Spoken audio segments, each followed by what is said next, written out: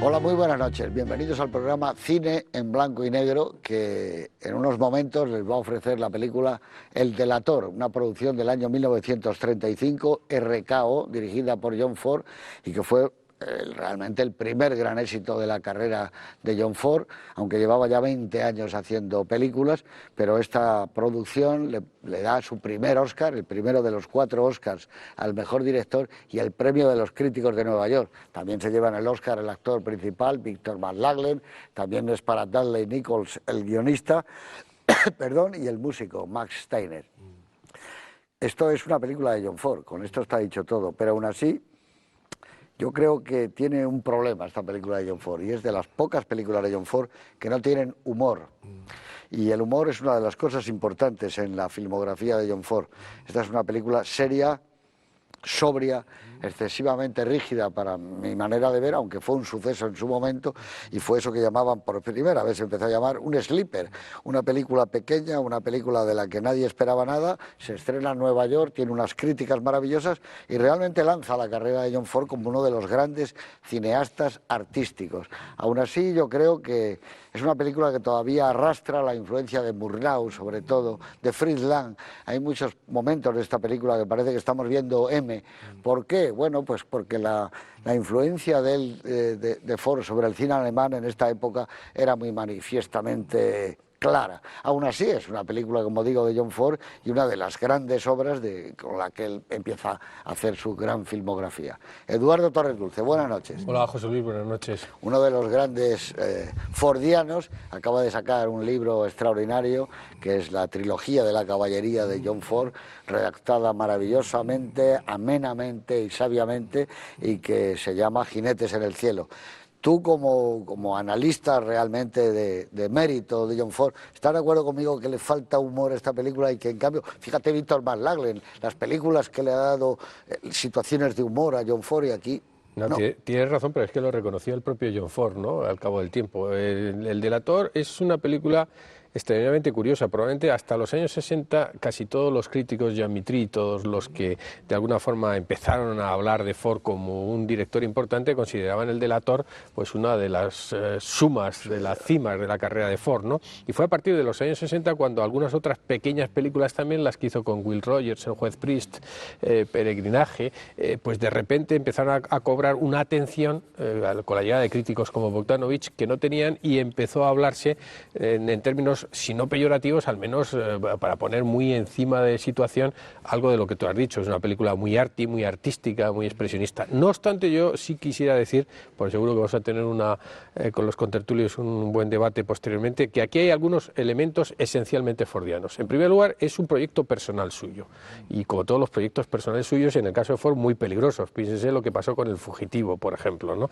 Pero es un proyecto personal suyo en el que está Irlanda, que es un factor realmente importante, la rebelión irlandesa. Está también un personaje, se quiera o no, marginal, sin ningún género de dudas, como es el de Victor McLaglen. Está el desgarramiento entre el deber y las relaciones personales, como sucede con el personaje de Preston Foster, del comandante Gallagher, y sus relaciones con su prometida. Y está todo ese mundo poético de Ford, que, como tú muy bien dices, visualmente está influenciado extraordinariamente por el Murnau de finales de los años 20, Fritz Lang también, sin ningún género de dudas. Está la cultura popular, las canciones, y luego esa capacidad suya para coger lo que es elementos teatrales, que en esta película creo que están muy evidentes en algún momento, e integrarlos en una poética personal.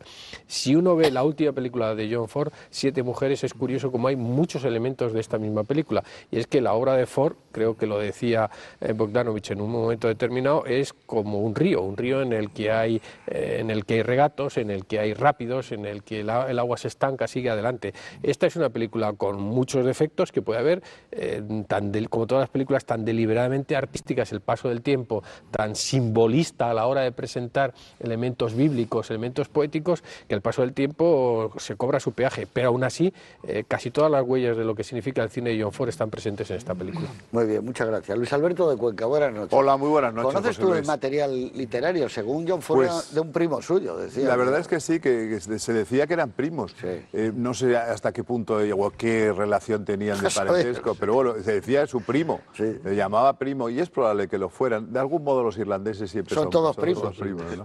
Yo creo que la novela que da origen a esta película, que por cierto hay otras versiones cinematográficas, como la que hizo ni más ni menos que Griffith, sin embargo ha sido Ford quien, The Informer, que es del año 25, obtuvo muchos premios literarios y muy importantes, pues la verdad es que es una novela excelente. Hoy día yo creo que Liam O'Flaherty, no sé cómo se pronunciará, porque el nombre es evidentemente gaélico y no inglés, pues la verdad es que es un escritor formidable. Hoy día está muy considerado en todo el mundo y yo creo que realmente le da un material precioso a Ford para que desarrolle pues una de sus filias más importantes, que es el tema irlandés, ¿no? Ford no olvidó nunca sus raíces, fijaos en El hombre tranquilo, y desde luego en El delator, las raíces irlandesas están tan presentes que, como ha dicho muy bien Eduardo, parece una película más europea que otras de Ford, ¿no? Es una película con muchísima densidad fotográfica, estilo expresionismo alemán, como habéis dicho, etcétera.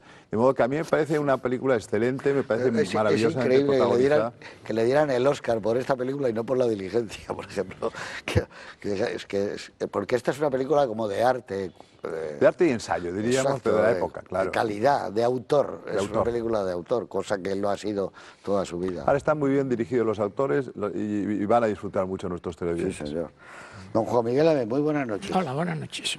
Antes de que veamos The Informer, El delator, dinos algo y ya pasamos a irnos a Dublín. Voy a ser muy breve porque creo que ese es un tema que me gustaría hablar durante el coloquio. Esta película, vosotros habéis hablado de la influencia del cine alemán, sin duda. Pero yo creo, y eso es lo que me parece más interesante para los espectadores, es una película con un lenguaje tardío del mudo. Entonces, si el cine es el séptimo arte, según dijo Canudo, aunque Azarín decía que no era el séptimo, que era la suma de las artes, es porque el cine mudo creó un lenguaje nuevo, un lenguaje estrictamente cinematográfico. El cine que nosotros vemos habitualmente viene de la literatura, clarísimo, viene de la novela, viene del teatro, pero el cine mudo venía de nada.